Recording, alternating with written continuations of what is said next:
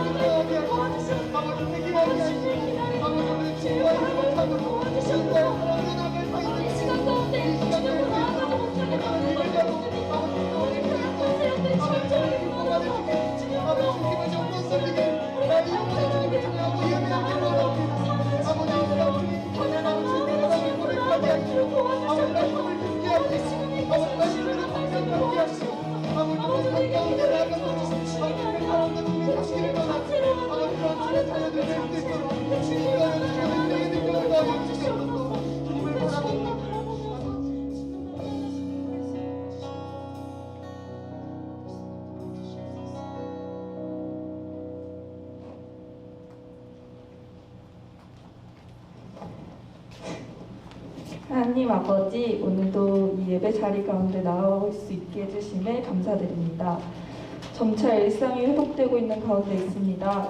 교회들과 예배 자리들도 다시 세워주시고 저희 청년들도 더욱 뜨겁게 찬양하며 하나님께 나아올 수 있도록 그 발걸음을 인도하여 주시옵소서. 준비하고 있는 모든 일들, 수련회, 단기선교 모든 행사들 주님께서 주관하여 주셔서 은혜 넘치는 시간 될 수 있도록 도와주세요. 저희 각자의 삶들 이 시간 모두 내려놓고 오직 주님을 보기 소망합니다. 성령 충만함 허락해 주시고 오늘 하브루타 예배로 새롭게 예배 드립니다. 더욱 주님과 한 걸음 가까워지는 시간 되길 바랍니다. 감사합니다. 예수님 이름으로 기도드렸습니다. 아멘.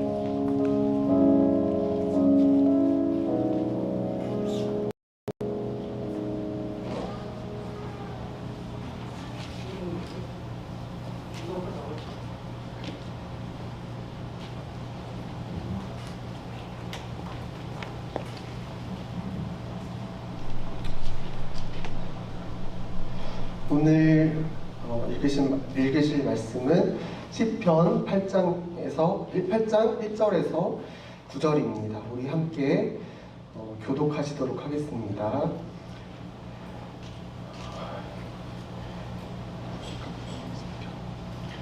제가 먼저 읽도록 하겠습니다.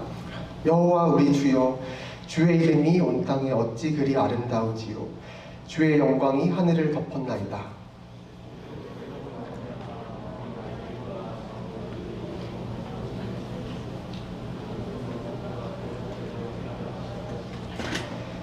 주의 손가락으로 만드신 주의 하늘과 주께서 베풀어 두신 달과 별들을 내가 보오니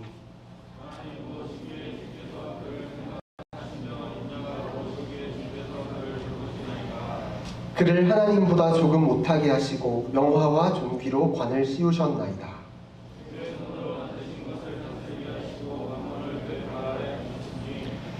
곧 모든 소와 양과 들짐승이며 여호와 우리 주여, 주의 이름이 온 땅에 어찌 그리 아름다운지요. 아멘. 보잘것 보여도 당신이 멋있는 이유라는 제목으로 목사님 설교해 주시겠습니다. 감사합니다. 박수 이왕 제대로 한번. 감사합니다. 할렐루야. 우리 옆 사람하고 인사하겠습니다. 보고 싶었습니다. 사랑하고 축복합니다. 이렇게 인사하겠습니다.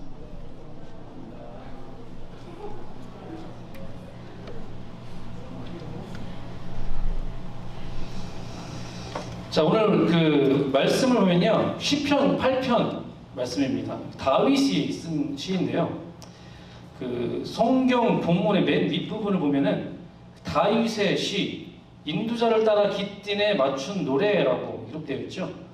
깃딘이라는 것이 무엇인지 좀 찾아보니까 알 수가 없더라고요. 정확하게 알 수 없고요. 추측하자면 하나의 멜로디나 음악의 장르 뭐 이런 것들이 아닐까, 뭐 스타일 뭐 이런 것들이 아닐까 생각이 됩니다.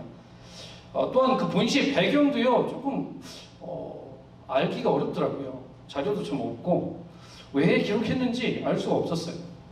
그러다 보니까 이번 주에 말씀을 준비하는데 쉽지가 않았어요.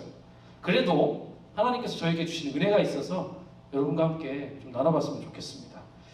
일단 우리가 본문을 통해서 알 수 있는 사실은요, 다윗은 어떤 이유 때문인지는 모르지만 여호와 하나님의 은혜와 영광을 경험했고 그것이 너무나 감격스러워서 하나님 앞에서 막 찬양으로 고백하고 있는 그러한 상황입니다. 그가 얼마나 감격스러웠으면 1절에 여호와 우리 주여, 주의 이름이 온 땅에 어찌 그리 아름다운지요, 주의 영광이 하늘을 덮었나이다, 이렇게 고백하겠습니까? 이 다윗의 눈에는 온 세상에 여호와 하나님의 이름이 가득한 것을 느끼는 거예요. 동서남북 사방 팔방 여기저기 둘러보아도 하나님의 이름이 새겨져 있는 것 같아요. 여기저기 새겨져 있는 듯한 그런 느낌을 지금 다윗은 받고 있다고 있고 있는 것입니다. 그리고 하늘 위에는 하나님의 거대한 영광이 뒤덮고 있는 것처럼 그는 보이는 거죠. 다윗에게 도대체 어떠한 일이 있었길래 그는 이런 엄청난 하나님의 임재와 영광을 느끼고 있는 것일까요? 다윗은 어떻게 해서, 무엇 때문에, 그 부분을 좀 생각해 보니까 엄청난 일이 있었겠구나, 뭐 그런 추측을 할 수가 있었어요. 그래서 성경을 좀 유심히 봤어요. 그랬더니 2절에 좀 단서가 있었습니다. 우리 2절 말씀 한번 같이 보겠습니다. 자, 시작. 주의 대적으로 말미암아 어린 아이들과 젖먹이들의 입으로 권능을 세우시며 이는 원수들과 보복자들을 잠잠하게 하려 하심이니이다. 아멘. 자, 여기 보면은 우리가 일단 주목해야 할 단어가 원수들, 보복자들이라는 단어입니다. 이 시를 쓴 다윗에게 원수들과 보복자들은 누굴까요? 누굴까요, 여러분? 여러분 머릿속에 가장 떠오르는 다윗의 원수 누구죠? 그렇죠. 사울이라고 우리는 생각할 것입니다. 그렇죠? 사울이 얼마나 다윗을 죽이기 위해서 쫓아다녔습니까? 피말리는 추격전을 몇 번을 했는지 몰라요. 정말 원수 같은 존재라고 해도 무방한 그런 정도입니다. 그러나 여기서 말하는 원수는요, 사실 제가 볼 때는 사울 왕이 아닙니다. 그 이유가 뭐냐면 다윗은 사울을 원수라고 생각하지 않았기 때문이에요. 그렇게 생각하지 않았어요. 우리가 볼 때는 원수처럼 보였지만 다윗은 그렇게 생각하지 않았다는 거예요. 왜냐하면 하나님이 다윗에게 어떤 명령을 하세요. 하나님의 기름 부음 받은 사람을 죽여서는 안 된다, 그런 명령하시거든요. 그러자 다윗은 실제로 사울을 죽일 수 있는 상황이 2번이나 왔었는데 죽이지 않아요. 그 말 뜻은 사울을 원수라고 여기지 않는다는 뜻이겠죠. 오히려 사울이 나중에 죽었을 때 다윗은 막 울어요. 펑펑 울어요. 왜냐면 사실 사울은 다윗의 장인어른이거든요. 그죠? 장인어른이니까 그분이 자기를 아무리 죽이려 했을지라도 죽었다는 그 소식이 들었을 때 펑펑 울면서 하나님 앞에 그를 위한 기도를 한다는 거죠. 그러니까 다윗은 결국 사울을 원수라고 생각하지는 않았다는 것입니다. 자, 그러면 누굴까요? 원수가. 우리가 또 머리에 스치는 사람이 있어요. 누구죠? 그렇죠. 골리앗. 골리앗은 어느 나라의 장수인지 혹시 여러분 아십니까? 바로 블레셋이라는 나라의 장수예요. 그래서 블레셋이라는 나라를 생각할 수 있습니다. 지긋지긋하게 그 이스라엘을 괴롭혔던 나라, 바로 블레셋. 여러분 기억나십니까? 골리앗 장군이 나섰을 때 하나님의 군대를 그렇게 모욕합니다. 그러니까 확실하죠. 여기는 원수가 맞습니다. 하나님의 군대를 비웃고 조롱하는 그 골리앗 앞에서 다윗의 모습은 어떤 모습으로 보였을까요? 우리 아까 읽었던 2절 말씀처럼 어린 아이들과 젖먹이처럼 보였을 겁니다. 그렇게 작고 연약한 존재처럼 보였을 거예요. 그런데 그 젖먹이 같은 다윗의 입술에서 이런 고백을 합니다. 우리 사무엘상 17장 45절 말씀 볼까요? 자, 같이 보겠습니다. 시작. 다윗이 블레셋 사람에게 이르되 너는 칼과 창과 단창으로 내게 나아오거니와 나는 만군의 여호와의 이름 곧 내가 모욕하는 이스라엘 군대의 하나님의 이름으로 내게 나아가노라. 아멘. 자, 그의 입술의 고백은 믿음의 고백이었습니다. 나는 인간이 만든 창과 칼과 그런 무기로 너에게 나가는 것이 아니라 내 입술로 하나님을 고백한다. 그분의 이름으로 나는 나아간다. 그렇게 고백하며 그에게 나아가는 것이죠. 그렇게 여호와의 이름을 의지하며 나아가자 골리앗은 쓰러지죠. 쓰러지고 이스라엘에게 승리가 찾아오죠. 우리 다시 본문 2절 볼까요? 다시 한번 보겠습니다. 2절. 다시 한번 같이 볼까요? 시작. 주의 대적으로 말미암아 어린 아이들과 젖먹이들의 입으로 권능을 세우시며 이는 원수들과 보복자들을 잠잠하게 하려 하심이니이다. 자, 제가 좀 전에 다윗과 골리앗 이야기를 해드렸지요. 그리고 다윗이 뭐 했다고요? 입으로 권능을 세웠잖아요. 그러자 원수 같은 누구요? 골리앗이 잠잠해졌습니다. 쓰러졌어요. 그리고 블레셋도 패배하고 도망갔습니다. 자, 매치가 되나요? 이 말씀 그대로 된 거예요. 다윗이 고백하고 있는 그대로 된 것입니다. 젖먹이 입으로 원수들을 잠잠하게 하신 것이에요. 그 누구도 예상하거나 상상조차 할 수 없었던 그 일이 벌어진 것입니다. 여러분, 이처럼 인간의 능력으로는 절대로 승리할 수 없을 것 같은 그런 상황 속에서 여호와 하나님의 이름으로 승리할 때 그때요 어떤 감정이 들까요? 여러분, 그런 경험 해보셨습니까? 그 기쁨과 환희는 이로 말할 수가 없어요. 어떤 미사 여구를 사용해도 그 표현이 안 돼요. 다윗은 그 기분으로 이 시를 지으며 지금 하나님께 고백한 것이 아닐까, 저는 그렇게 생각이 되었어요. 배경을 알 수 없었지만 이 딱 문구를 보는데 그 다윗과 골리앗의 역사가 떠오르는 거예요.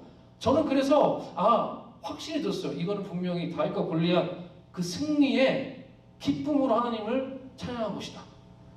저도 사실은요 이런 비슷한 고백을 한 적이 있었어요. 우리 세 가족 중에 그 군인이 있습니다.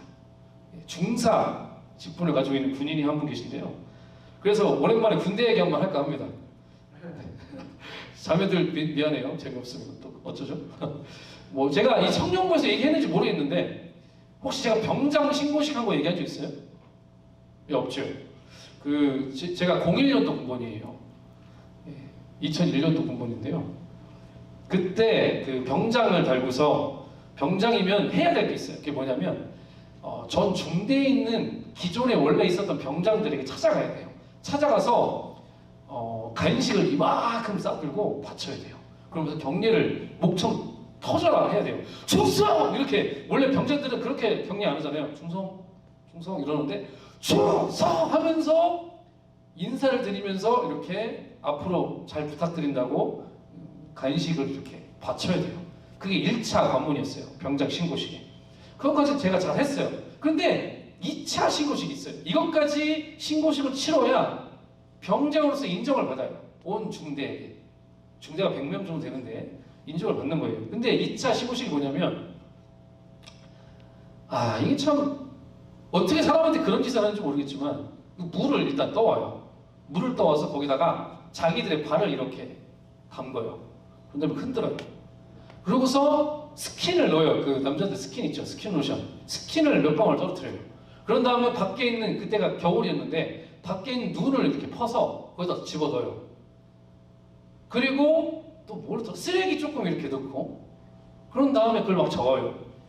그러면 그 냄새만 맡아서 미칠 것 같아요. 막 죽을 것 같아요. 너무 지독해서. 그런데 그거를 다 마시라고 해요. 이거를 다 마셔야 병장이 될 수 있어요. 그러니까 계급은 이미 4개 닫았지만 인정받는 병장이 될 수 있다는 거예요. 그거를 이미 그 병장들은 다 한 거예요. 그러니까 자기들도 했으니까 새롭게 밑에서 올라오는 병장들 너희들도 해야 된다 이거예요. 그럴 때 우리가 인정을 해줄 수 있다. 그런데 저는 처음에 이걸 해야 되나? 그런 생각이 들었는데 뭐 그래도 그래 해보자. 남들 다 하는데 나도 하는 거지 뭐. 그래서 하려고 했는데 이제 그 주에 병장 신고식 하는 시간이 월요일이 있어요. 월요일, 다음 주 월요일인데 그 주에 주일날에 교회를 갔어요. 제가 그때 또 군종변이었어요. 갔는데 하나님 기도를 이렇게 했죠. 개인적으로 예배를 끝난 다음에 기도를 막 하는데 하나님이 저한테 뭐라고 하냐면 너는 너의 몸이 하나님의 성전인 것과 하나님의 성령의 전인 것을 알지 못하느냐 이렇게 말씀을 하시는 거예요. 또한 이런 말씀도 하시는 거예요. 너는 너의 몸을 하나님이 기뻐하시는 거룩한 산 제물로 드려라. 이는 너희들의 영적 예배니라. 그 말씀을 계속 제 머릿속에 맴돌게 하는 거예요. 너의 몸은 하나님의 전이다. 하나님의 성전이야. 성령의 집이다. 너의 몸을 하나님께 거룩하게 드려야 된다. 그 말씀을 저한테 계속 주시는 거예요. 근데 여러분 병장 신고식을 다음날 해야 돼요. 여러분 같으면 어떻게 할 거예요? 하겠습니까? 남자들만 한번 물어볼게요. 남자들. 군대 갔다 온 남자도 아니니까. 자, 남자들. 자, 나는 한다. 손 들어보세요. 나는 한다. 저기 1명, 2명, 3명, 4명. 난 그럼 나머지는 안 하는 거예요? 멋있다. 난 안 한다. 그럼 안 한다. 오, 내리세요. 하나님이 그렇게 명하셨는데 안 하려고요? 뭐 안 할 수도 있죠. 네. 그렇게 안 받을 수도 있고. 근데 저는 하나님이 저한테 그렇게 말씀하시는 것처럼 제가 들리는 거예요. 귓가에. 목사가 될 사람이잖아요. 그리고 제가 어떻게 그걸 할 수가 있어요? 그 말씀이 딱 임하니까 제 마음속에 그런 마음도 드는 거예요. 그 병장 신고식이 되게 혐오스럽게 느껴지더라고요. 이걸 도대체 왜 해야 되는 거지? 그런 생각도 제 마음속에 들었습니다. 그래서 저는 가서 병장들한테 얘기했어요. 저는 안 하겠습니다. 안 하겠습니다. 그랬더니 병장들이 미쳤어? 미쳤어? 그래서 막 들고 일어나는 거예요. 물론 저를 폭행하거나 그러진 않았어요. 근데 다 어이없게 생각을 하더라고요. 그래서 어쨌든 안 하겠다고 했습니다. 그러고서 후환이 조금 두려운 마음은 있었어요. 야, 이게 과연 어떻게 될까?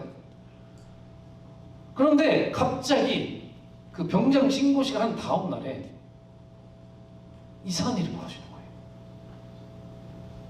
어떤 일이 벌어졌냐면 병장들 저 빼고 다 부르는 거예요. 행정보고관이. 행정보고관이 뭐냐면 저기 중사 직분을 가지고 있는, 중사 계급을 가지고 있는 그 중대 어머니 같은 역할을 하는 그런 분인데, 그 간부가 병장들을 다 행정반으로 부르는 거예요. 다 불러서 이렇게 막 혼내는 거예요. 저만 빼고. 그래서 나중에 들어보니까 그 병장 신고식이 걸린 거예요. 걸려가지고 난리가 난 거예요, 중대에. 그래서 저는요, 아무렇지도 않게 그 병장 신고식을 하지 않고 잘 병장을 진급을 했고, 그리고 그 악습을 없앨 수가 있었습니다. 이거 사실 불가능한 일이라고 저는 생각했어요. 그냥 나만 안 하고 나만 그냥 좀 멸시와 천대를 받지, 그렇게 생각을 했는데 하나님께서 이 악습을 그냥 없애주시는 거예요. 사실 제가 기도를 좀 많이 했습니다. 하나님, 이거 그냥 이번 기회에 없애주시면 안 됩니까? 이걸 왜 해야 되는 거죠? 우리 병사들의 전투력만 더 떨어지고 하나님이 우리의 몸을 하나님의 전이라고 말씀하셨는데 그 전을 이렇게 더럽혀도 되는 겁니까? 저는 그런 기도만 했을 뿐이에요. 그런데 하나님께서 그렇게 행하시는. 그래서 저는요 그날에 밤에 이렇게 근무를 하거든요. 밖에서 근무를 할 때 그 밤 하늘에 제가 강원도 양구에서 근무를 해가지고 별이 그렇게 많아요. 별을 보면서 하나님을 찬양했습니다. 하나님, 당신은 위대하십니다. 할 수 없는 것들을 하나님은 이렇게 이루시는군요. 물론 이게 다윗과 골리앗의 싸움에 비하면 아무것도 아닌 것 같지만 그래도 저한테는 굉장히 큰 거였습니다. 그러니까 입에서 절로 하나님을 향한 찬양이 절로 나오는 거죠. 그래서 저는 이 다윗의 그 마음을 조금은 이해가 된다는 것이죠. 사랑하는 청년 여러분, 하나님이 여러분과 함께 하심을 믿으십니까? 그럼 하나님이 여러분 인생 가운데서도 그렇게 기적을 보여주실 줄 믿습니다. 그렇게 신뢰하며 나가면 하나님이 기적을 보여주십니다. 우리 3절 말씀 볼까요? 3절 말씀 같이 보겠습니다. 시작. 주의 손가락으로 만드신 주의 하늘과 주께서 베풀어 주신 달과 별들을 내가 보니. 자, 우리는 보통 수없이 많은 별들이 그 빼곡하게 이렇게 메어져 있는 하늘을 보면서 뭐 이런 생각하죠. 야, 별 많네. 참 이쁘다. 아유, 여자친구랑 같이 보고 싶네. 뭐 이런 생각, 남자친구랑 같이 보고 싶네. 이런 생각을 하죠. 아마 다윗도 평소에 그런 생각하지 않았겠습니까? 야, 별 참 이쁘다.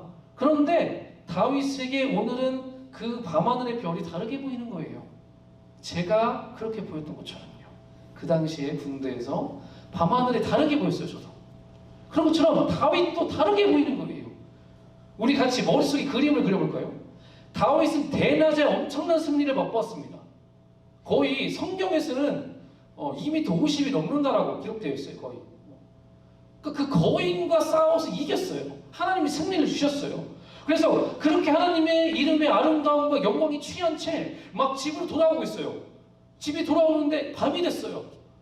밤하늘을 보는데 별이 빼곡히 있는데 그 하나님의 영광과 그 은혜에 취해 있는데 별이 보이니까 주의 손가락으로 지으신 달과 별들을 내가 보니 고백하지 않겠습니까?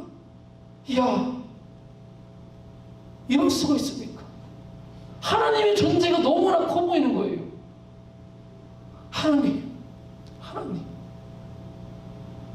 하나님의 이름을 찬양할 수밖에 없는 것이죠. 그 하늘에 수없이 많은 별들을 이렇게 천체 망원경으로 관측을 하잖아요. 그러면 사람이 자신의 너무나도 작고 그 초라함을 느낀다는 거예요. 우리 은하만 해도 지구 같은 별이요 4천억 개가 있대요. 우리 은하에. 근데 우리 은하 같은 규모의 은하가 우주에 2조 개가 있대요. 2조 개가. 아까 뭐 초초초 울트라 캡슐까지 나왔잖아요. 그죠? 알 수가 없어요. 크기를 관측할 수가 없어요. 규모가 얼마나 큰지도 알 수가 없어요. 이 광대한 우주 속에서 우리는 어떤 존재죠, 여러분? 어떤 존재처럼 보입니까?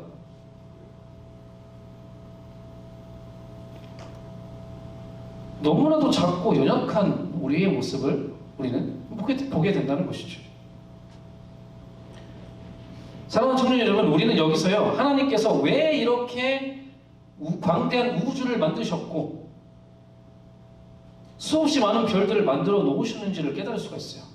여러분, 왜 이렇게 하나님은 우주를 크게 만드신 거죠? 왜죠? 사실 성경적 관점으로 보면요, 온 우주에 살고 있는 존재는 우리밖에 없는데 그러면 너무나 쓸데없이 큰 거 아닙니까? 되게 비효율적이죠. 하나님은 왜 이렇게 크게 우주를 만드신 걸까요? 그 이유는 뭐냐면 이거 아니겠습니까? 그래서 저는 이렇게 느꼈어요. 네 주제를 알라. 저는 그렇게 느꼈어요. 네 주제를 알라. 밤마다 하늘의 수많은 별들과 광대한 우주를 보면서 하나님의 크심과 우리의 작고 약함을 인식하라는 그런 의미로 저는 느껴졌어요. 그래서 그 크신 하나님만 의지해야 우리가 살 수 있다는 것, 그리고 지금 이렇게 살고 있는 것이 모든 것이 하나님의 은혜라는 것을 우리는 인식할 수 있게 되는 것이죠. 그러니까 다윗이 그 광대하신 하나님을 보고 하나님의 모든 은혜를 경험하면서 이렇게 고백하는 거예요. 4절에 사람이 무엇이기에 주께서 그를 생각하시며 인자가 무엇이기에 주께서 그를 돌보시나이까 라고 생각한다는 것이죠. 그렇게 고백할 수 있다는 것이죠. 그 크신 하나님이 작은 미생물과 같은 우리 자신을, 자기 자신을 생각하시면서 돌보시는 것에 경탄하는 것이죠. 어떻게 하나님이 이렇게까지 사람을 사랑할 수 있을까? 좋아서 어쩔 줄을 몰라 하는 것 아니겠습니까? 자, 이번에는 5절을 볼게요. 여기에 조금 특이한 말을 해요. 어떻게 이렇게 말할 수 있지? 라고 생각이 들었어요, 저는. 자, 5절 볼게요. 시작. 그를 하나님보다 조금 못하게 하시고 영화와 존귀로 관을 씌우셨나이다. 자, 여기서 그라는 3인칭을 썼지만 이는 인간 전체를 말하는 것입니다. 근데 여기서 이상한 말을 하고 있죠. 하나님보다 조금 못하게 하셨다. 인간을 하나님보다 조금 못하게 했대요. 맥락이 좀 이해가 안 되지 않습니까? 다윗이 하나님께서 창조하신 그 밤하늘의 별들을 보면서 자신의 작고 연약함을 느끼면서 하나님을 찬양하다가 갑자기 근데 하나님보다 조금 못하게 만드신 것 같아요 라고 고백한다는 거죠. 이거 이상하지 않아요? 다윗은 왜 이런 이상한 말을 하고 있는 거죠? 저 같으면 같은 맥락으로 겸손하게 그런 겸손한 내용의 시를 썼을 것 같은데 다윗은 갑자기 여기서 하나님보다는 좀 못하게 하셨다 라고 이렇게 고백을 하고 있어요. 그 이유는 다윗은 인간의 작고 연약한 존재임을 인식은 했지만 인간에게만 매우 중요한 특권을 하나님께서 주셨다는 것을 깨닫는 거예요. 이 특권이 매우 중요한 겁니다. 자, 특권이 뭔지를 볼까요? 6절에서 8절 말씀 보겠습니다. 같이 볼게요. 시작. 주의 손으로 만드신 것을 다스리게 하시고 만물을 그의 발 아래 두셨으니 곧 모든 소와 양과 들 짐승이며 공중의 새와 바다의 물고기와 바닷길에 다니는 것입니다. 아멘. 자, 거기 보면은 주의 손으로 만드신 것을 다스리게 하셨다. 만물을 그의 발 아래 두게 하셨다. 이렇게 말씀하셨습니다. 특권이에요, 이게. 하나님께서 우리에게 모든 것을 인간의 발 아래 두셨다는 거예요. 그 모든 것을 다스리게 하셨다는 겁니다. 인간 자체는 작고 연약하지만 하나님이 인간을 높여주셨다는 거예요. 전적인 하나님의 은혜로 우리에게 그런 특권을, 그 권한을 주셨다는 겁니다. 물론 하나님보다 조금 못하다는 것이 좀 오해를 할 수 있는 그런 말인데요. 이건 아마 제가 볼 때 이런 뜻이에요. 실제로 사람이 하나님보다 조금 못하다는 게 아니라 하나님과 그리고 피조물 있잖아요. 밑에. 그죠? 우주 만물. 그리고 중간에 사람이 있다는 뜻이에요. 하나님이 인간에게 이 모든 만물을 다스릴 권한을 주셨잖아요. 그렇죠? 그러니까 그 중간에 사람이 있다. 하나님보다는 못하다. 그러나 모든 만물보다는 위에 있다. 이 말을 하고 싶었던 것이죠. 자, 여러분 생각해 보십시오. 여기에는요 매우 중요하고 깊은 의미가 있어요. 우리가 만약에 과학기술이 더 발달해서 우주여행을 자유롭게 할 수 있다고 가정을 해볼까요? 그럼 자강이 어디 가고 싶어요? 가고 싶지 않아요? 어쨌든 우리가 간다고 칩시다. 조금 은하계 막 조금 우주여행을 했어요. 그러면 아마 우리는 그렇게 느낄 겁니다. 아까 그 영상에 나온 소희 씨처럼 야, 우리 지구 너무 작고 초라한 거 아니야? 그러면서 우리가 너무 작은 존재구나라고 생각할 수가 있어요. 그렇죠? 그러면서 실망할 수도 있습니다. 허무하네 이렇게 생각할 수도 있어요. 저 우주에 무수히 많은 별들, 달들, 그리고 온 우주에 수많은 피조물들, 그 모든 것들과 다른 것이 근데 우리에게 있다는 것을 우리는 기억해야 됩니다. 자, 여러분 생각해 보십시오. 제 아무리 우주가 넓고 별들이 많고 광대해요. 그런데 그것들은요 한낱 우리의 발 아래에 있는 피조물이라는 거예요. 자, 여러분 그것들은 하나님 찬양할 수 있나요? 그것들이 하나님을 경외할 수 있습니까?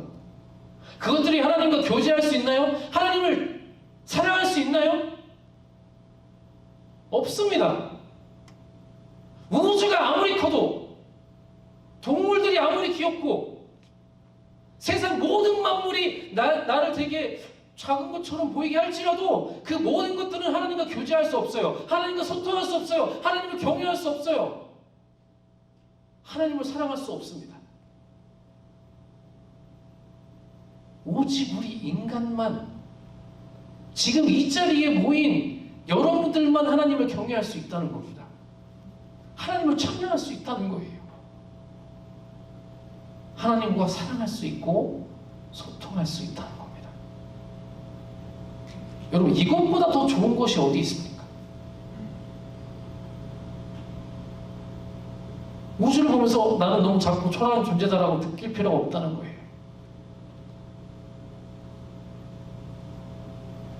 우주를 보면서 주눅들 필요 없다는 겁니다. 이 세상의 많은 것들을 보면서 여러분 주눅들 필요가 없어요.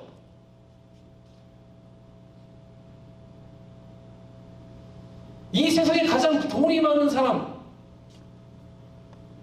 사우디 제발, 정확하게 뭐 실명은 거론할 수 없지만 그 사람이 아무리 많을지라도 우리가 주눅들 필요 없다는 거예요. 돈이 아무리 많아도 그 사람이 하나님과 교제합니까? 하나님을 경외합니까?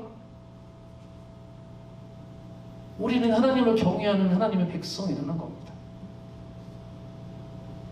우주보다 더 크신 하나님과 교제하는 하나님의 백성이라는 것이죠. 다윗은 지금 그거를 보고 있는 거예요. 그러니까 이런 고백이 나오는 거예요. 사람이 무엇이긴데. 우리 한번 24절 같이 볼까요? 4절과 9절을 함께 똑같이 고백하는 것처럼 다 같이 읽어보겠습니다. 시작! 사람이 무엇이기에 주께서 그를 생각하시며 인자가 무엇이기에 주께서 그를 돌보시나이까? 여호와 우리 주여, 주의 이름이 온 땅에 어찌 그리 아름다운지요. 우리 아까 그렇게 찬양했잖아요. 우리가 이 마음으로 찬양했으면 좋겠습니다. 다윗과 같이 우리에게 우주 만물을 보내주신 그 하나님, 우리 발 아래 두신 하나님, 그 어떤 피조물도 하나님과 교제할 수 없었는데 우리에게만 그 특권을 주신 하나님, 그 하나님, 그리고 지금도 살아계셔서 우리와 함께 하시며 역사해 주시는 그 하나님, 그 하나님을 진심으로 찬양하는 저와 여러분 되기를 예수 그리스도의 이름으로 축원드립니다. 결론의 말씀을 드리겠습니다. 하나님께서 말씀하십니다. 너의 발 아래 우주 만물을 두었다. 네가 다스려라. 말씀하십니다. 너는 결코 작지 않다. 오직 너만이 나와 사랑할 수 있다. 오직 너만이 나와 교제할 수 있다. 오직 너만이 나를 경외하고 나를 예배하는 나의 자녀다 라고 말씀하신다는 겁니다. 비록 우리의 인생이 전 우주적 관점으로 보면 작고 연약하고 보잘것 없어 보일지라도 하나님을 경외할 수 있는 우리의 인생은요, 참 멋있는 인생입니다. 하나님 우리에게 말씀하십니다. 너희 참 멋있다. 나와 소통하며 나와 함께하는 너희 참 값진 인생이고 멋있는 인생이다 라고 말씀하시는 거죠. 이번 한 주 동안에 우리 발 아래 이번 한 주 동안에 우리 발 아래 우주 만물을 두시고 다스리게 하신 하나님을 좀 묵상하셨으면 좋겠습니다. 예, 여러분 주눅 들지 마십시오. 여러분들은 그런 존재입니다. 한 주 동안 그 하나님을 생각하시면서 가슴 딱 피시고 승리의 삶을 사십시오. 그렇게 하나님의 자녀로서 하나님의 기쁨이 되는, 하나님께 자랑이 되는 사랑하는 우리 희청년부 되기를 예수 그리스도 이름으로 축원드립니다. 아멘. 기도하시겠습니다.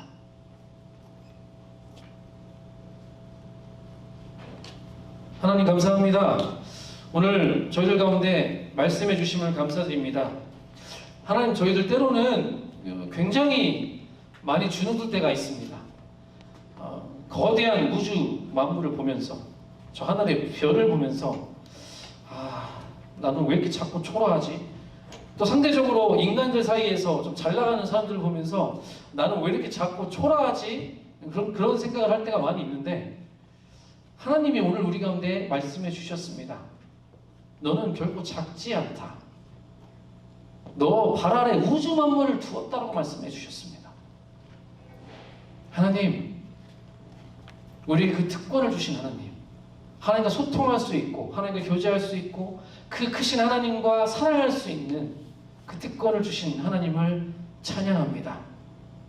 우리가 그 정체성을 가지고 한 주를 기쁨으로 살아갈 수 있도록 인도하여 주시옵소서. 주님께 감사드리며 예수 그리스도의 이름으로 기도합니다. 아멘. 음악 큐.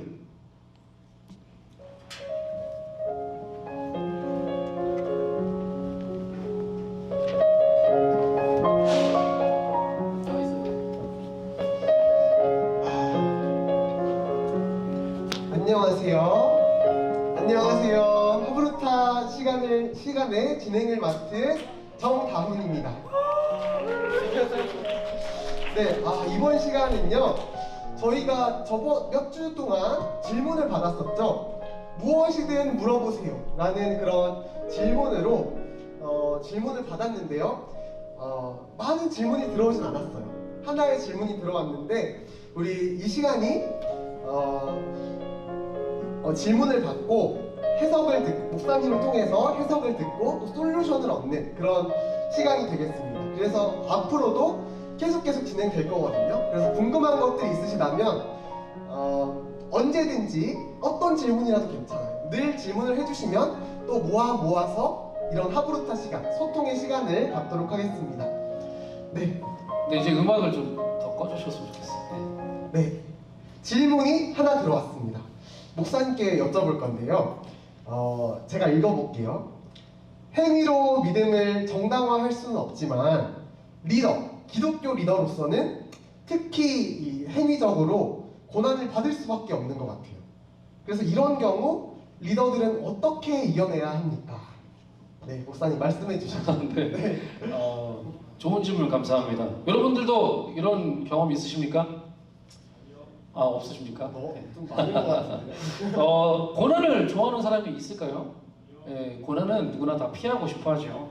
사실 우리가요, 그 초대교회 때 믿음의 백성들이 그 수없이 많은 고난, 그 박해, 죽음의 위협 속에서 견뎠다는 그런 그 보고를 우리가 많이 들었잖아요. 그래서 야, 그분들 믿음 대단하다라고 생각을 하고 있었는데 제가 기록을 찾아보니까 배교한 사람도 굉장히 많습니다. 그만큼 고난이라는 것이요, 쉽지 않다는 거예요. 우리에게 고난이 찾아왔을 때 그것을 이기는 것은 정말 어렵다는 것이죠. 그러면 우리 입장에서 참 피하고 싶고 어려운 것인데 하나님은 자꾸 우리에게 고난을 주시기도 하잖아요. 허용하시기도 하시고요. 그러면 하나님은 우리가 이 고난을 어떻게 극복하길 원하실까요? 어떻게 이 고난을 대하기를 원하실까요? 그걸 좀 성경적으로 우리가 좀 살펴봤으면 좋겠어요. 먼저 성경의 인물을 살펴보면은 욥이라는 사람을 우리가 들 수가 있어요. 여러분도 잘 알고 계시는 인물이죠. 욥하면 뭐 거의 고난의 종결자 아니겠습니까? 그렇죠? 예. 욥이 어떤 고난을 받았죠? 네. 뭐 갑자기 물어보니까 생각 안 나죠? 예, 욥이요. 재산을 다 날렸습니다. 갑자기 다 날라갔고요. 그리고 뭐 자녀, 그리고 뭐 하인, 그리고 심지어 나중에 자기의 몸까지도 몸에 막 악성 종기가 나가지고 막 종기 긁고 짜고 난리였었어요. 그러한 고통을 받았죠. 그런데 욥이 뭐라고 고백하냐면 하나님 도대체 나한테 왜 이러십니까? 아니 나를 왜 만든 거죠? 이렇게 고백해요. 나를 왜 태어나게 했습니까? 차라리 어머니 태 속에서 내가 나오지 말았어야 합니다. 거기서 만약 죽었다라면 이렇게 내가 고통받지 않을 텐데 도대체 이게 뭡니까? 뭐 이렇게 막 하나님을 원망해요. 막 따집니다. 그리고 심지어 나중엔 친구들이 오잖아요. 3명의 친구들이 찾아와서 그 기독교 전통적인 그 잣대로 막 책망을 하는 거예요. 야, 네가 뭔가 분명히 잘못했으니까 이런 거 아니야. 네가 죄 졌으니까 하나님께 벌 받는 거야. 이렇게 막 정죄를 하는 거예요. 욥이 이렇게 환영합니다. 거기에다가 막 계속 원망하는 그런 모습.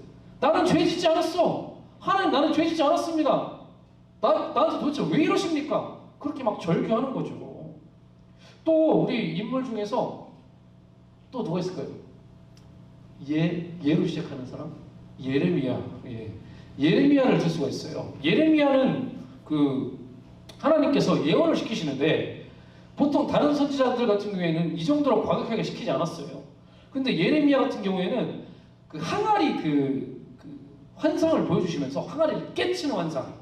그러면서 실제로 그걸 그렇게 시켰어요. 이스라엘의 남주다의 종교 지도자들한테 가가지고 항아리를 들고 깨치면서 너희들이 나중에 이렇게 될 거야. 너희들 이렇게 멸망할 거야. 이렇게 시키는 거예요. 그런 예언을 하면 어떨까요? 듣는 사람 입장에서 어떻죠? 너무 마음 무너질 것 같아요. 그렇죠. 무너지면서 화가 나지 않겠습니까? 그래가지고 어떻게 했냐면 예레미야를 폭행하는 거예요. 그 당시에 남유다의 제사장이 바스훌이라는 사람이 있는데요. 그 사람이 예레미야를 폭행합니다. 막 때리고 그리고 목에 이렇게 춘향이가 했던 거 있죠. 고랑 착고 같은 거 있죠. 그걸 채워가지고 가둬버려요. 그러니까 예레미야가 황당한 거예요. 하나님께 따지기 시작하는 거예요. 하나님 도대체 이게 뭡니까? 나는 하나님이 시켜서 예언을 했을 뿐인데 나는 왜 이렇게 고통을 받아야 되죠? 내가 왜 이런 고통을 받아야 되죠? 모욕당하고 치욕당하고 이렇게 갇혀있는데 이게 뭡니까? 내가 차라리 태어나지 말았어야 합니다 라고 똑같이 요구하고 비슷하게 이야기를 한다는 거예요. 그런데 여러분, 하나님의 반응이 어떤지 아세요? 욥한테요 뭐라고 하시냐면 하나님의 존재를 그냥 보여주세요. 내가 우주 만물을 창조한 하나님이야. 이렇게 보여주십니다. 책망하지 않으세요. 또한 예레미야에게는 어떻게 하시냐면 바술이라는 사람을 다시 예레미야에게 와서 간청하게 만들어요. 부탁하게 만든다는 거예요. 그러니까 예레미야가 하나님 앞에 따졌던 것들, 불만했던 것들, 불평했던 것들, 나는 왜 만들었냐라고 하나님 앞에 절규했던 것들 하나님은요 언급하지 않으세요. 꾸짖지 않으세요. 혼내지 않으세요. 오히려 그의 기도를 응답하시고 그를 위로하시는 거예요. 자기를 폭행했던 사람이 자기한테 와서 간청하게 만드시는 것이죠. 우리는 여기서 하나님의 뜻을 알 수가 있다는 것이죠. 하나님 결국 어떻게 하는 겁니까? 어떻게 하는 거죠? 바울이나 신라가 했던 것처럼 바울이나 바나바가 신라 맞네요. 신라가 했던 것처럼 매를 맞았을 때 감옥에 갇히고 그때 찬송하면 얼마나 좋아요. 그런데 하나님은 그것도 바라지 않으세요. 매를 맞아도 찬송하고 하나님을 경외하고 이런 거 바라지도 않으십니다. 하나님 정말 우리 가운데 바라시는 건 뭘까요? 하나님이 바라시는 건요 뭐죠? 뭘 것 같아요? 모르겠죠? 네, 잘 모르겠는데요. 하나님이 바라시는 건 이거예요. 힘들어요! 왜 저한테 이러십니까? 하나님은요 우리에게 비명하기를 원하세요. 하나님이 정말 우리에게 원하시는 건요 힘들어하라는 거예요. 힘들어해도 괜찮아. 비명 질러도 괜찮아. 소리쳐도 괜찮아. 나 원망해도 괜찮아. 이거입니다. 박영선 목사님이라고 우리나라 굉장히 유명하신 목사님인데 이분이 이런 말씀하셨어요. 행복은 아무 걱정 없는 것이 행복이 아닙니다. 그냥 그건 무생물입니다. 사람은 생각을 해야 합니다. 생각은 의미와 가치에 대한 어떤 의욕입니다. 이런 말씀하시면서 반응을 하라는 거예요. 어떻게 생각해요?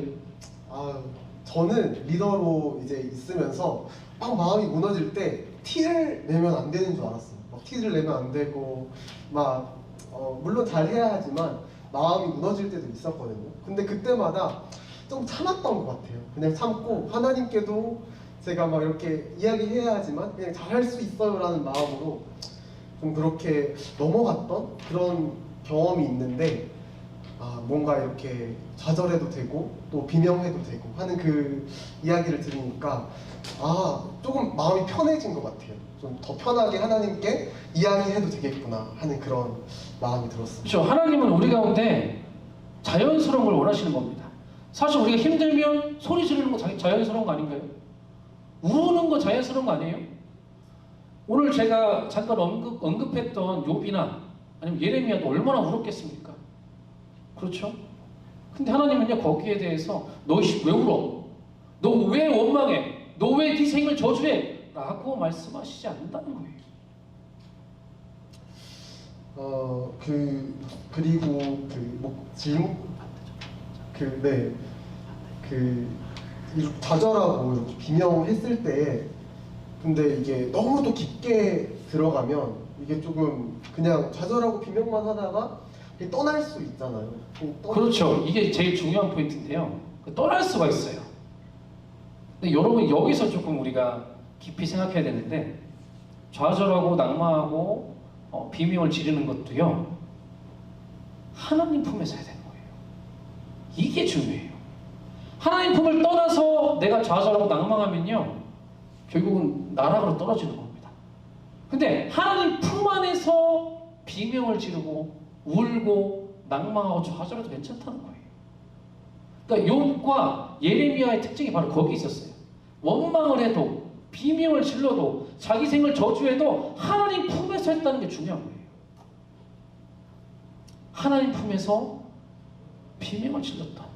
그들의 모습을 여러분 꼭 기억하셨으면 좋겠습니다.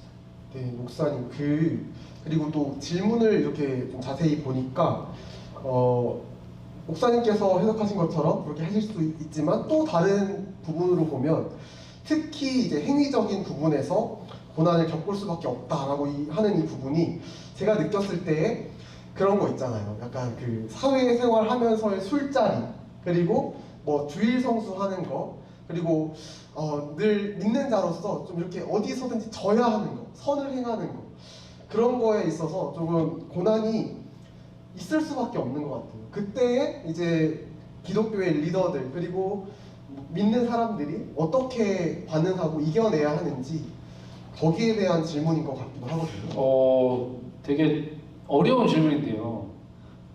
직장생활 하시는 분들 손 한번 들어볼까요? 직장생활 하시는 분들? 예, 생각보다 꽤 계신데요. 아마 그분들이 좀 공감하는 질문인 것 같아요. 저는 그렇게 생각합니다. 제 개인적인 생각으로는 우리가 이 세상에 살면서 세상 사람들은요 우리에게 선입견이라는 걸 가지고 있어요. 그게 뭐냐? 기독교인은 그래도 착하다. 그리고 기독교인은 그래도 성실하고 기독교인은 그래도 선할 것이다. 그런 선입견으로 우리를 바라봅니다. 자, 그런데 그런 선입견을 가지고 있는 상태에서 내가 그리스도인이라는 걸 사람들이 다 알고 있고 근데 내가 만약에 어떤 손해가 볼 상황 속에서 손해보는 것을 굉장히 싫어하면서 똑같이 싸우고 분노하고 또 술자리에서 아무렇지도 않게 술을 다 마시고 그리고 주일 성수하는 것도 아무렇지 않게 타협을 한다면 과연 그들은 우리를 보면서 어떤 생각을 할지 우리가 역으로 좀 생각해 볼 필요도 있다고 저는 생각합니다. 사실요, 영향력이라는 것은요, 우리가 구별된 삶을 살 때 영향력이 생기는 거예요. 아, 기독교인들은 정말 다르구나. 저들은 우리와 생각이 다르구나. 정말 저들은 자기 신념을 지키려 노력하는 사람들이구나. 저 사람은 진짜구나 라고 그들은 바라본다는 거예요. 실제로도요, 그렇게 보는 사람들이 굉장히 많습니다. 제 주변에도 굉장히 많았어요. 그래서 여러분, 우리가 이 땅에 하나님께 보냄을 받았는데 왜 보냄을 받았죠? 그 이유는요, 그리스도의 복음을 증거하라고 우리 가운데 하나님께 보냄을 받은 겁니다.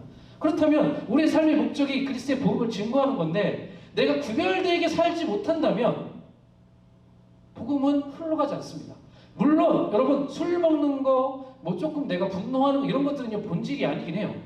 이것 때문에 우리가 지옥 가거나 뭐 벌 받는 것도 아닙니다, 사실. 그러나 우리가 하나님이 명하신 그 명령, 복음을 증거하라는 그 명령을 수행하기 위해서는 구별된 삶을 반드시 살아야 한다는 것이죠. 그때 비로소 영향력 있는 그리스도인이 될 수 있다는 것입니다. 그래서 사랑하는 우리 청년 여러분, 그렇게 살아주셨으면 좋겠습니다. 아멘? 네, 그렇게 살 때 하나님의 나라가 확장되는 것이고요. 힛 청년부처럼 Heaven is true. 천국은 실존합니다. 이 땅 가운데 임할 것입니다. 라는 그 우리의 외침이 세상 가운데 들리지 않겠습니까? 전달되지 않겠습니까? 그렇게 사는 우리 사랑하는 청년들 다 되었으면 좋겠습니다. 저는 그 소리가 좀 들렸으면 좋겠어요. 목사님, 제가요 술자리를 그때 술을 권하는 것을 거부하고 콜라를 마셨습니다. 그랬더니 욕을 엄청 먹었어요. 저 사실 그 보고도 들었어요. 네, 어떤 공무원 친구한테 실제로 자기가 지금 제가 크리스찬이라서 술을 좀 먹기 그렇습니다. 그러나 제가 분위기를 맞춰주겠습니다 했는데 쌍욕을 들었다고 엄청 욕을 많이 먹었다고. 그러나 저는요 그 이야기를 듣고 굉장히 기뻤어요. 물론 그 사람이 그렇게 욕을 했을지 모르지만 다른 사람들은 아마 그 형제를 보고 그 자매를 보고 아, 저 사람은 정말 크리스찬이구나 라고 느끼는 사람들도 있었다는 거죠. 물론 어떤 몇몇의 사람들은 뭐 비난할 수도 있겠지만 그러나 저는 그렇게 생각합니다. 생명이 흘러가기 위해서는 우리가 구별된 삶을 살아야 한다는 것이죠. 자, 우리 여기까지 네, 하겠습니다. 목사님 좋은 말씀 감사합니다. 우리 한번 박수 할까요? 네, 목사님 저희 기도도 한번 해주세요. 네, 그래요. 우리 찬양팀 잠깐 나오시고요. 그러면 오늘 들은 말씀과 또 이렇게 하브루타 Q&A 가지고 같이 기도하는 시간을 좀 가졌으면 좋겠습니다. 좋은 질문 해주셔서 너무 감사드리고요. 여러분, 저도 잘 알고 있습니다. 저도 사회생활을 해봤거든요. 사회생활도 해보고 또 이 세상에 또 안 믿는 친구들도 많이 있는데 그 가운데서 믿음 지키는 거 또한 신실하게 하나님의 백성으로 사는 거 쉽지 않습니다. 힘들면 여러분 아까 제가 오늘 말씀에서 말씀드린 것처럼 절규하십시오. 비명을 지르세요. 힘들다고 하세요. 괜찮습니다. 통곡하셔도 좋습니다. 좀 울어도 괜찮아요. 뭐 어떻습니까? 그게 우리인데요. 하나님은 그런 우리를 책망하지 않으십니다. 대신요 여러분 하나님 품에 계셨으면 좋겠어요. 하나님 품 안에서 절규하십시오. 하나님 품 안에서 비명을 지르십시오. 그때 하나님이 여러분의 인생을 붙들어 주시는 겁니다. 위로해 주시는 거고요. 끌어안아 주시는 거예요. 그리고 여러분 우리 그래도 끝까지 좀 노력해 봅시다. 그리스도인으로 사는 게 굉장히 어렵지만 끝까지 구별된 삶을 살기 위해 노력해 봤으면 좋겠어요. 그때 하나님은 우리를 들어서 사용하실 겁니다. 우리 이 두 가지 놓고 다 같이 주여 한번 외치고 통성으로 기도하는 시간 갖도록 하겠습니다. 주여 아버지 하나님 우리와 함께 하심을 감사드립니다. 하나님 오늘 말씀을 통하여서 우리가 위로해 주심을 감사드립니다. 비명을 질러도 괜찮다고 말씀하십니다. 힘들다고 울어도 괜찮다고 말씀하십니다. 하나님이 그런 저희들을 위로해 주시고 사랑해 주신다고 말씀하십니다. 주님 그렇게 저희들 주님 품 안에서 그렇게 비명을 지르겠습니다. 품 안에서 그렇게 눈물을 흘리겠습니다. 주님 그래 우리를 붙들어 주시고 우리의 생을 붙들어 주시고 우리의 인생을 인도하여 주시옵소서. 하나님 우리가 하나님의 백성으로서 이 땅 가운데 살아가는데 어려움이 있지만 주님 그런 우리를 끝까지 하나님 구별된 삶을 살기 노력하겠습니다. 구별된 삶을 살기 위해서 말씀을 읽겠습니다. 하나님 사랑하는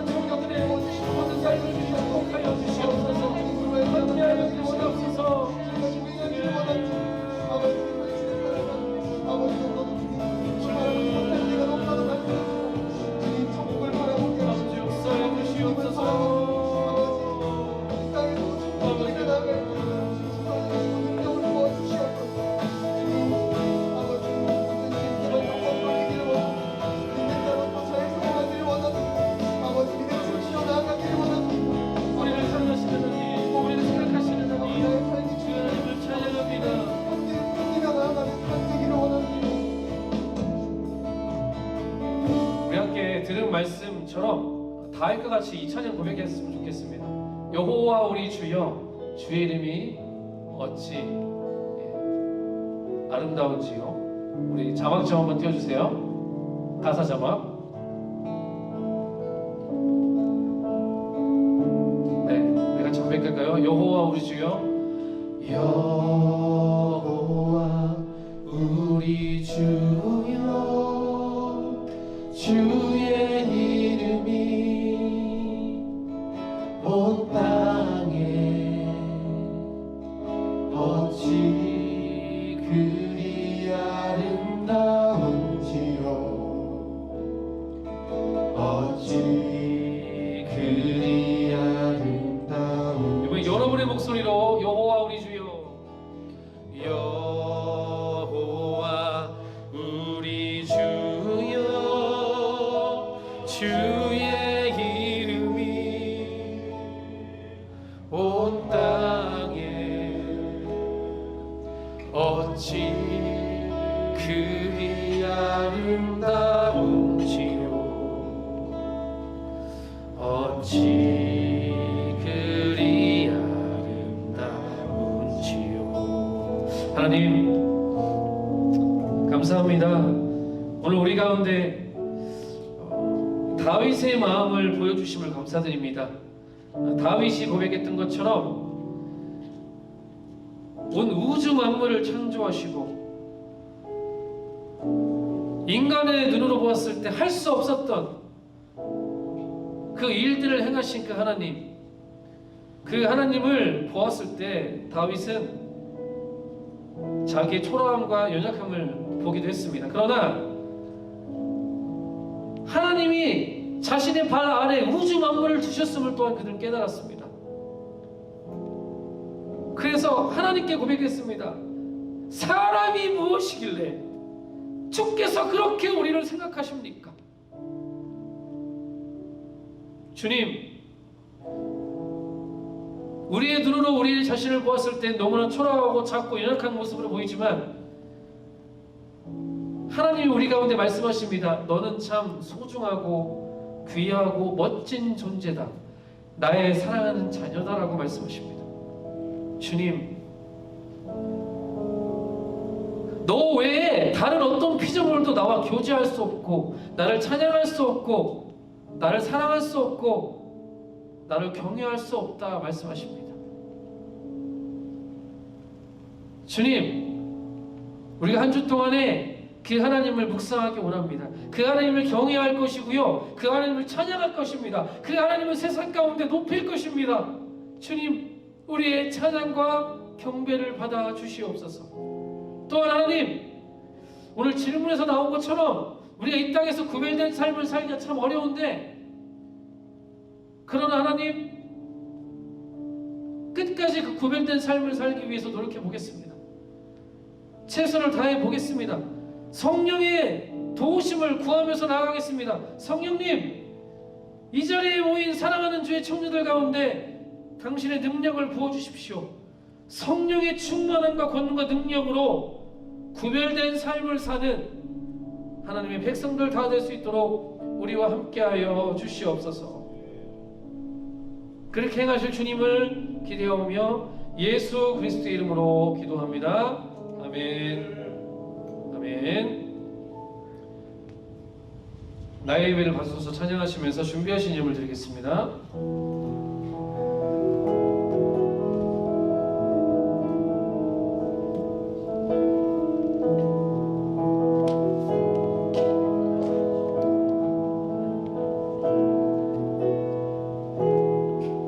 주님, 당신은 내 삶 구석구석까지 감찰하시며 나를 응원하시는 분, 내 길을 밝혀서 영원한 생명의 길로 인도하시며 나를 격려하시는 분, 크고 작은 갈등을 겪곤 하지만 항상 결국 다 당신을 선택합니다. 나의 유일한 나의 유일한 고백에 내 삶은 오직 아름다운 당신뿐입니다. 나의 유일한 고백에 내 삶은 오직 아름다운 당신뿐입니다. 나의 예배를 받으소서.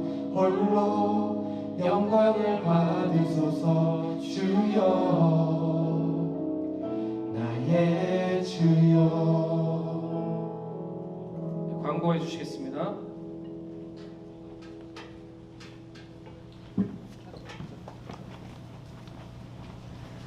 네, 예배에 오신 분들 모두 환영하고 축복합니다. 이제 네, 예배는 매주 2시 반에 여기 지하 1층 시온광장에서 있으니까 이제 모두 예배에 참석하셔서 많은 은혜 누립시다. 네, 저희 청년부 학예 수련회가 예정되어 있습니다. 네, 일시는 7월 8일 금요일부터 이제 7월 10일 이제 일요일 이렇게 2박 3일 동안 이제 교회에서 진행할 예정이고요. 저희가 회비가 있는데 이게 3만 원으로 저희가 책정을 했습니다. 이게 어떻게 보면 좀 이렇게 비싸다고 생각할 수도 있지만 2박 3일 동안 저희가 이제 밥과 간식 그리고 이제 둘째 날에는 저희가 외부로 나가서 이렇게 외부 활동을 할 계획이에요. 그래서 이게 좀 비싼 게 아니고 저희가 더 이렇게 한 거니까 모두 이렇게 이해해 주시고 많이 이렇게 참여해 주셨으면 감사하겠습니다. 네, 그리고 8월 2일부터 8월 4일까지 이제 저희가 국내 선교가 이제 예정되어 있습니다. 모두 어디로 가시는지는 아시죠? 네, 저희가 충남 서산으로 이제 목사님이 예전에 이제 고향이신 그곳으로 이제 가서 어르신들 이제 노인들을 대상으로 저희가 이제 선교를 할 예정입니다. 그래서 어른들께 이제 저희가 좀 이렇게 공연도 하고 그런 어르신들을 이제 수요 예배까지 이렇게 모셔가서 같이 이렇게 전도를 이렇게 할 예정이니까 이제 정다운 이제 선교 국장님께 이제 많은 이제 지원해 주셨으면 감사하겠습니다. 네.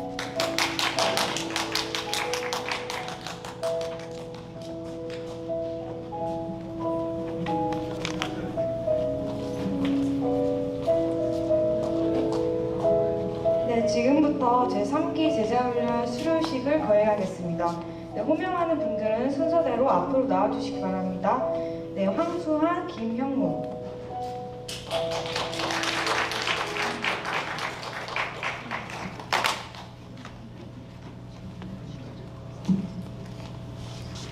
저 주셔야죠. 주시죠.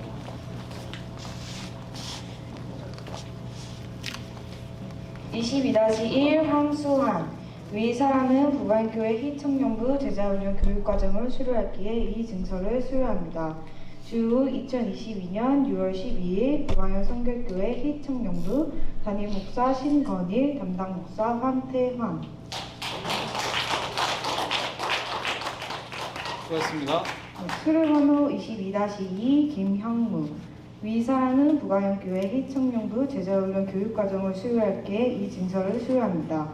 주 2022년 6월 12일 부가현 성결교회 희청년부 담임 목사 신건일, 담당 목사 황태양. 수고하셨습니다. 네, 지금부터는 제5기 1대 양육 수료식을 거행하겠습니다. 호명하시는 분들은 앞으로 나와주시기 바랍니다. 이찬희, 유상민.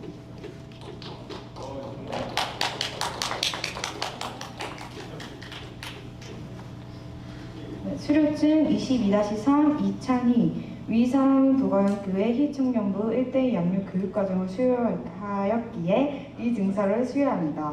주후 2022년 6월 12일 부가현 성결교회 희청년부 담임 목사 신건일, 담당 목사 황태한.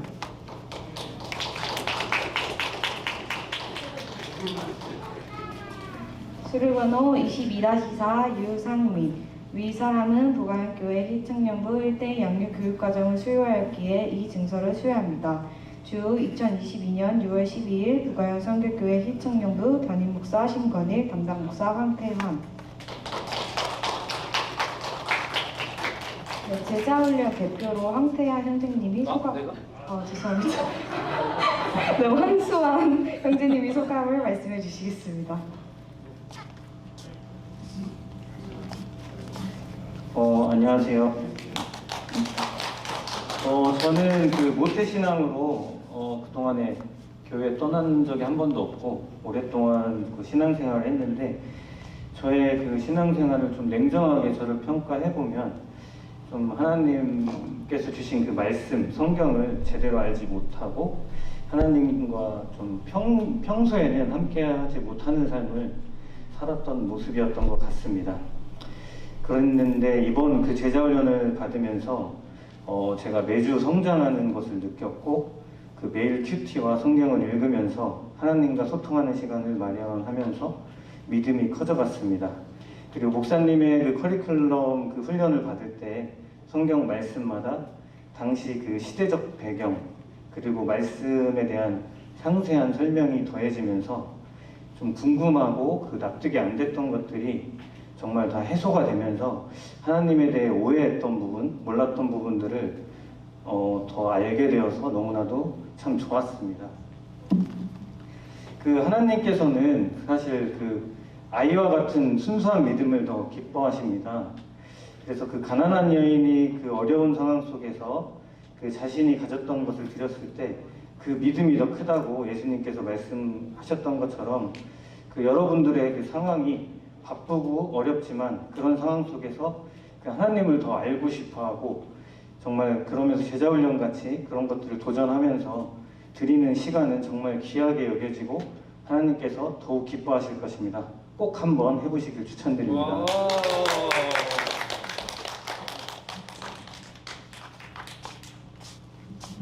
1대1 양육은 이찬희 형제님이 소감 말씀해 주시겠습니다. 선생님. 안녕하세요. 이번에 1대1 양육 수료하게 된 찬이와 상민입니다. 저희가 처음에 1대1 양육할 때 정신 차려보니까 서류에 사인을 했더라고요. 의도치 않게 하게 됐는데 그래서 처음에는 살짝 좀 설렁설렁하기도 했던 것 같고 그래서 나왔던 내용들이 조금 쉽고 우리가 교회 학교 때 배웠던 내용이 많아서 조금 대충 할 때도 있었던 것 같은데 하면 할수록 조금 더 진지하게 임해야겠다 생각도 들었고 무엇보다 이런 기본적인 거를 이렇게 알고 있었음에도 행하지 못했고 그렇게 신앙생활 너무 성의 없고 좀 책임감 없고 가볍게 여겼던 것 같은 생각이 많이 들었어요. 그리고 되게 좋았던 거는 저희가 올해 초부터 시작했던 그 큐티 챌린지랑 같이 하면서 매일매일 큐티하고 또 잘못한 거 돌아보고 이런 시간들이 습관이 된 것 같아서 굉장히 좋았던 것 같고 그리고 다원이 형이랑 상민이랑 하면서 때론 진지한 얘기도 하면서 재미도 있었고 그렇게 좋았던 영향력이 있었던 것 같아서 생각하면 할수록 좋은 시간이었던 것 같아요. 그래서 아직 안 받으신 청년들도 하길 강하게 권면드리면서 수업 마치도록 하겠습니다. 네, 이상으로 수료수요 마치겠습니다. 감사합니다. 감사합니다. 수고하셨습니다. 현재 그 제자 훈련은 그 한 기수가 이제 곧 지금 방학이었고요. 이제 방학이 거의 끝나가고 다시 들어가고요. 지금 사역 훈련도 시작됐습니다. 사역 훈련은 신학생들 그리고 또 제자 훈련을 마무리한 사람들 가운데서 하는 건데요. 굉장히 재밌습니다. 사역 훈련도 하고 있고요. 그리고 또 새가족들 가운데는 새가족 수료를 하시면 바로 1대1 양육 훈련을 하시면 아주 좋습니다. 그거는 저랑 할 수도 있고 아니면 우리 형제들이나 자매들 중에서 리더급들이 있는데 그분들과 같이 1대1로 이렇게 양육받는 건데 굉장히 재밌습니다. 그러니까 여러분 많이 참여해 주셨으면 감사하겠습니다. 자, 우리 옆 사람하고 인사하겠습니다. 한 주 동안 승리하십시오. 인사하겠습니다. 네. 자, 이번에 다시 한번 인사할 때 당신 참 멋있네요. 이렇게 한번 인사해 주세요. 멋있어요. 네. 하나님 백성으로서 참 멋있습니다. 네. 자, 기도하겠습니다. 사랑하는 주님, 감사합니다. 하나님이 베풀어 주신 은혜를 생각할 때 우리가 어떻게 하나님을 찬양하지 않을 수가 있겠습니까? 여호와 우리 주여, 주의 이름이 온 땅에 그리 아름다운 주여, 주의 영광이 하늘에 덮었습니다. 하나님, 이 고백이 우리의 매일의 삶 가운데 나타날 수 있도록 인도하여 주시옵소서. 사랑하는 청년들이 오늘 하나님 앞에 주일 예배로 영광 돌릴 때 하나님께서 임재하여 주셨음을 믿습니다. 또 우리 가운데 성령을 부어주셨음을 믿습니다. 그 받은 은혜와 또한 그 성령의 충만함으로 한 주 동안 승리하는 삶을 살 수 있도록 우리 청년 한 명 한 명을 붙들어 주시옵소서. 주임 청년회 때 열심을 다해서 앞날을 준비하고 있습니다. 학업과 직장과 사업과 또한 하나님 취업과 계획과 비전과 모든 것들 가운데 하나님께서 도와주시고 하나님 것을 채워주시고 하나님께서 친히 운영하여 주셔서 우리 사랑하는 청년들 이루고 성취하여 하나님께 영광을 돌리는 귀한 백성들 다 될 수 있도록 축복하여 주시옵소서. 오늘 저희들 또한 예물을 하나님께 올려드립니다. 주일 예물, 감사 예물, 11조 예물 하나님께 올려드리오니 주님께서 이 예물을 향기롭게 흠양하여 주시고 우리가 예수로 살고 예수로 죽는 하나님의 백성으로 살 수 있도록 우리를 축복하여 주시옵소서.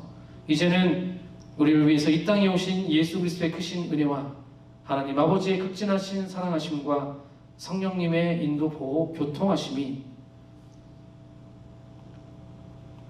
일상의 삶 속에서 믿음으로 승리하기를 간절히 소망하는 사랑하는 주의 청년들 머리 위에 이제부터 영원토록 함께해 주시기를 간절히 축원하옵나이다. 아멘.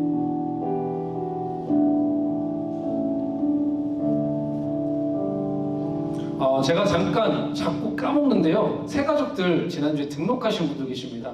등록하신 분들 잠깐 일어나서 인사 한번 하시고 앉아주시면 감사하겠습니다. 잠깐 일어나실까요? 우리 황희 자매님 그리고 송한길 형제님, 네, 두 분 등록하셨습니다. 우리 선영의 박수 앉아주세요. 네, 선영 한번 할까요? 축복. 하나님의 사랑이